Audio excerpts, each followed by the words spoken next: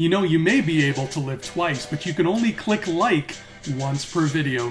Please make sure you do that. Click subscribe as well. My Andrew Fantasia channel is full of all kinds of goodness like this. Now buckle up for some shenanigans in the Far East with everybody's favorite British super spy. Let's get started.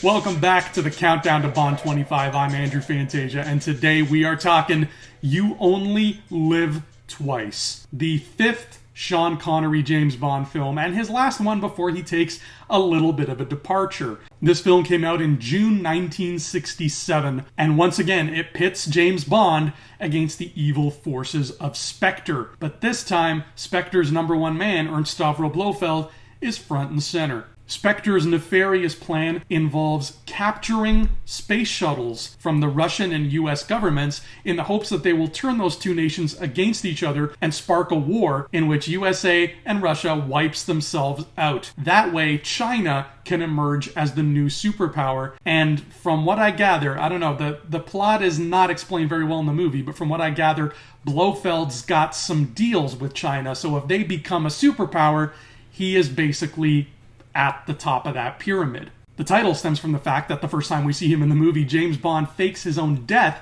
in this whole elaborate ruse just so the people from Spectre can think he's dead and he can go about his spying business with a bit more incognito-ness to everything. Even though Blofeld is pretty much not fooled at all by this. The You Only Live Twice title song is performed wonderfully by Nancy Sinatra. Nancy Sinatra is a beautiful lady with a beautiful voice, and she has the same birthday as me, so she's a triple threat. And this might be my favorite Sean Connery title song. It's kind of a toss-up between this and From Russia with Love. I just love the way You Only Live Twice sounds. It sounds like a James Bond song. If it was to come on the radio, it would feel out of place. It doesn't sound like a pop song. It sounds like a James Bond song, and there's a very specific difference. I don't know, it's hard to explain, but if you hear it, you'll understand what I'm talking about. There are still some firsts to be found as we chug along through this series. This is the first James Bond film in which we see the face of Mr. Blofeld himself. He has shown up twice before, but his face was always concealed because he's mysterious like that, but no more. You get a good look at Ernst's face, but I'm not going to show it to you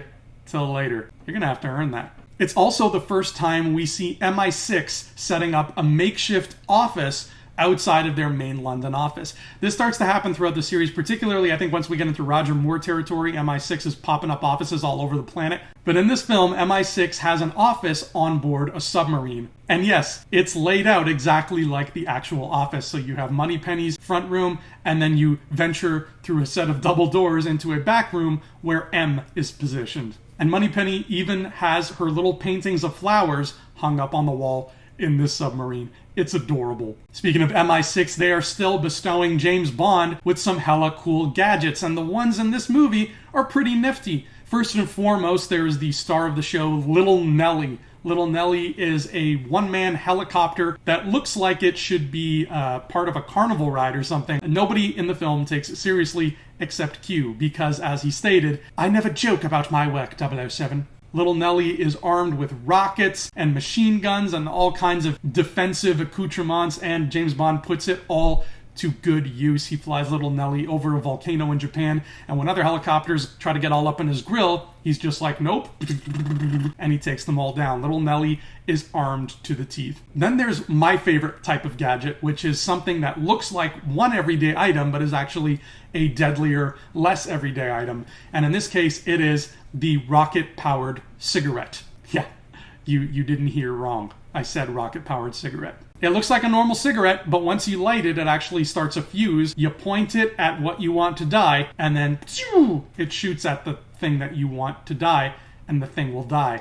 Pretty straightforward, literally. I mean, it fires on a straightforward trajectory, so James just points it at some fool and holds it up, and it looks like he's just smoking, and then the fool gets shot by the cigarette. I mean, what a way to go, though. Cigarettes will kill you, but I bet you never thought they'd kill you like this. In what would become truly the fashion of the 70s and early 80s, James Bond goes through two primary ladies in this film. He starts off getting all over one, and as soon as she dies, he's right on board with a new one without missing a beat. Cold man. First we have Aki, an agent who works for the Japanese Secret Service, and Aki's pretty cool. She saves James's life a couple times, he saves her life a couple times. She seems like a really competent agent, but of course, like every female character in these 60s movies, she just gets starry-eyed and weak in the knees when James Bond is concerned, and that ends up being her downfall, because you see, she sleeps with James a bunch, and I mean that both sexually and technically, because after they're done sleeping together sexually,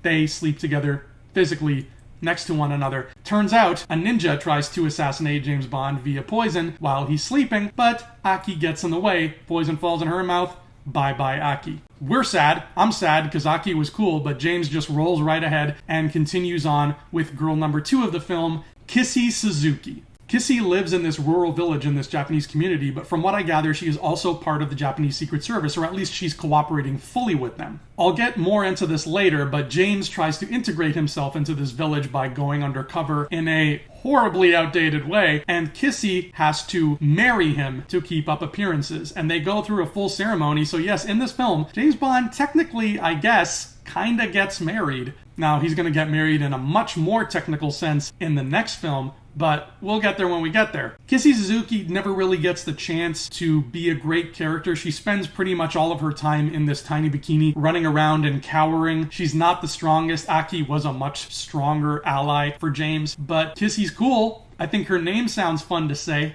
I don't know. Just wait till we get to the later decades, and trust me, the ladies of Bond get a hell of a lot more interesting, I promise. We just have to muscle our way past the 60s and 70s first, okay? Then there are the villains, and You Only Live Twice is teeming with bad people. We've got Mr. Osato, who is the CEO of some kind of, I think, pharmaceutical company or chemicals company. Mr. Osato works closely with Spectre, and the woman posing as his secretary, Helga Brandt, is another villain. She is actually part of Spectre too. I believe she is number 11. So she's slightly lower on the food chain than most of the Spectre people we've met so far, but she's still right there in the thick of things with them. She is one of the tentacles on that proverbial octopus. Then we have Hans, or Hans as his name is pronounced in the film. He is the personal bodyguard of Mr. Blofeld, and he just doesn't say much of anything. He's a strong but silent henchman, and he walks around looking ferocious and Aryan, and James Bond tosses him into a pond full of piranhas.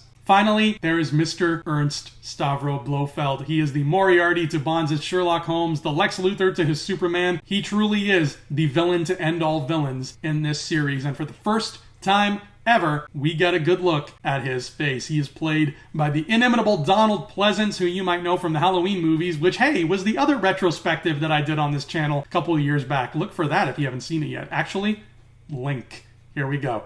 Beep. Donald Pleasance plays a great Blofeld. Unfortunately, we don't get too much of him. Again, his face is hidden for most of the movie, and then once we see him, it's very close to the finale, and then he just kind of leaves. He's disappointing in the sense that we don't really get a grand confrontation between him and Bond. They never go head-to-head or anything like that, and Blofeld, being the slippery fella that he is, he gets away rather quickly. Of course, you don't need any kind of eagle eye to spot that this is 100% the basis of Dr. Evil. This is where it came from. In fact, this is the perfect point to mention that You Only Live Twice is the most pivotal reference point for all of what Austin Powers parodies. Everything from the look of Blofeld to the color-coordinated jumpsuits that his minions wear to the look of how his base is designed and how all the technology in his base is designed to the base itself, which is a secret volcano lair, which is something Dr. Evil does in Austin Powers 2, to the music that plays during the final battle, to the character of Mr. Osato, who is parodied in Goldmember as a character named Mr. Roboto, to the sumo wrestle fight, which is also parodied in Goldmember. The parallels you can draw between this film and Austin Powers are incredible. This is where it all came from, kids. This right here is the genesis of what would become one of the funniest parody franchises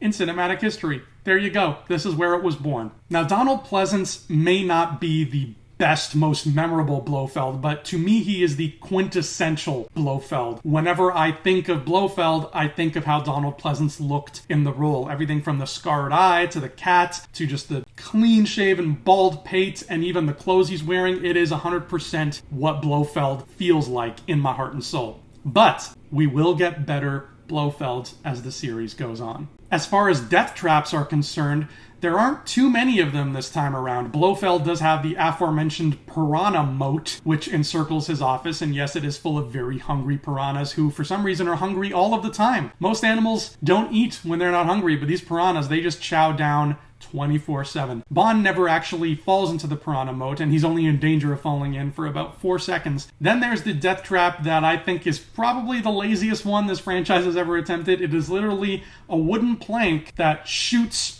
over James's hands when his hands are in his lap, so he can't move his hands. And this is while in the back of a helicopter, which Helga Brandt then proceeds to leap out of with a parachute, leaving him in a crashing helicopter. But then, of course, he busts out of the wooden plank, because any human being with absolutely no skill set or training would be able to do that, and pulls himself out of the nosedive just in time. I don't know what kind of time constraint they were under when they came up with that wooden plank trap, and I don't want to know. When it comes to the best quote, I have to give this award to the final 2 lines of the movie, which are spoken by an MI6 agent and M himself. Here's the setup. James and Kissy Suzuki have escaped from the exploding volcano lair, and now they're on this giant safety raft in the middle of the ocean, and the raft suddenly hits some turbulence, and then MI6 pops up right underneath it in their submarine, and they basically rescue Bond and Kissy. At the same moment as the submarine is emerging, Bond and Kissy begin having sexual intercourse in this raft. They cut away as Bond, begins his work, and we see M, Moneypenny, and the other agents inside the sub. An agent approaches M and says, "Dinghy's on board, sir." And M replies, "Tell him to come below and report." British innuendo is the best innuendo. Now, when it comes to a film where a British secret agent spends all of his time in Japan, you know it's only a matter of time until the most sexist, racist moment of the movie rears its ugly head. So what was it? James Bond's first line of dialogue in the film comes after he is making out with a Chinese woman, and he says to her, "Why do Chinese girls taste different from all other girls?" But that is not the most insensitive thing this movie does, unfortunately. Now, the crown jewel of discomfort in You Only Live Twice comes when we get to the final act of the film, where James finds the chain of small islands, including the volcano, where he knows Spectre is hiding out. In order to integrate himself into this island and remain undercover, the Japanese Secret Service has arranged for James to get a Japanese wife and a Japanese makeover. Yes, that's exactly what you think it is. He is ushered into this medical tent where he is applied with prosthetics and a hilarious wig so that he can look more Japanese. Once again, I'm going to repeat that for you. Prosthetics and a bad wig are applied to a 6'2" swarthy Scottish gentleman so that he can look more Japanese. He even spends his undercover time stooped and hunched over to complete the illusion, as it were. I'm sorry, Asia. I am so sorry that this happened. Here's a crazy bit of trivia for you. The screenplay for You Only Live Twice was written by this guy, Roald Dahl. You might recognize that name. Roald Dahl is the person who wrote, among other things, Matilda, James and the Giant Peach, and Charlie and the Chocolate Factory. What the hell is Roald Dahl doing writing a screenplay for a James Bond movie? Well, Roald Dahl was actually close friends with Ian Fleming. Ian Fleming actually wrote the novel of Chitty Chitty Bang Bang, which Roald Dahl then helped adapt into a movie. So these two writers had a storied past together as friends, and after Ian Fleming's passing, Roald Dahl really helped to bring a lot of his stories to the silver screen. Now, obviously, this is very outside the wheelhouse. Roald Dahl tends to write very surreal children's fairy tales, but no, here he was stuck writing a story about a British Secret Service agent who goes and gets an Asian makeover so he can blow up a Belgian terrorist's secret volcano lair. Actually, maybe Charlie and the Chocolate Factory was a bit more realistic. There's more scuba diving in this one. Remember, I said scuba diving is going to be a big staple of James Bond, and boy, we get some more here. Not as much as in Thunderball, but James Bond still gets wet. Then we get a great fist fight that takes place in Mr. Osato's office. This is one of my favorite sequences of the whole movie. He follows an assassin back to the office of the Osato Corporation, where a lot of these shady dealings are taking place, and he beats up a henchman in this office. Now, it's after hours, so the office is just patrolled by night security guards, and otherwise, it's totally empty, so they they wreck the hell out of this office in an admittedly really well choreographed fist fight. And what's eerie about it is the next morning when James shows up for a meeting with Mr. Osato himself, the office is completely cleaned up as if nothing had happened. And that is a great subtle example of how Spectre works. I love that. Spectre is just always doing shady stuff behind the scenes, and you never see it happen. You only ever see the results. To me, that's Spectre. When James is leaving for Japan, Moneypenny tosses him this paperback that will help him learn Japanese as fast as possible, and he tosses it back to her saying that he took a, quote, first of Oriental languages at Cambridge.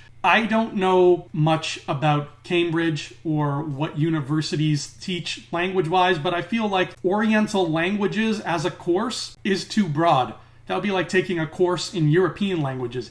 I think you might need to narrow it down a bit. You can't, in a single course, learn Cantonese, Mandarin, Japanese, Korean, Thai. I don't think it's possible in one course. So either James Bond is lying, or more likely, the 1950s professors of Cambridge University were grossly misinformed. But that's a wrap on You Only Live Twice, and that's a wrap also on the first chunk of Sean Connery's career as James Bond. Next up is our first instance of a new actor stepping into the role, and I'm excited to talk about that one with all of you, because our upcoming film on Her Majesty's Secret Service is, minor spoilers here, one of my favorite James Bond movies ever made. I'll see you here tomorrow where we'll talk all about it, and the countdown to Bond 25 will continue.